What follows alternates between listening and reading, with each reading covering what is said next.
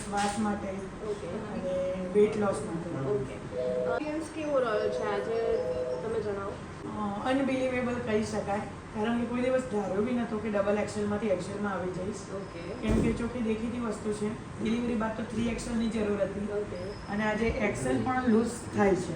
4 to 5 મંથ્સની રહી છે, તો એમાં તમને તમારી બોડીમાં કેવા કેવા ચેન્જીસ મળ્યા? કે જે શ્વાસ માટે દવા લીધી હતી એ તો લગભગ 1 મહિનામાં પ્રોબ્લેમ સોલ્વ થયો. ઓકે ત્યારબાદ શ્વાસવાળી દવા બંધ થઈ ઓકે અને વેટ લોસ ડાયટિંગની સાથે સાથે પણ એ બી એટલું રેગ્યુલર નહીં, ઓકે આરામ સારું જે જોઈએ એવું રિઝલ્ટ મને મળી ગયું. સંતોષ છે.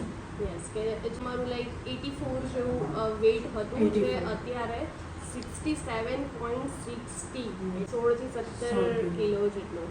તો તમે લોકોના આયુર્વેદ વિશે શું સજેશન આપશો?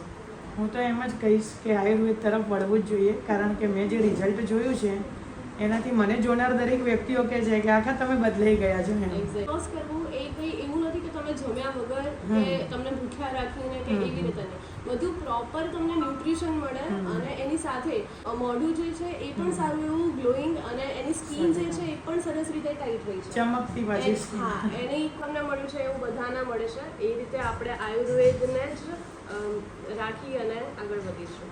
આપણો મોબાઈલ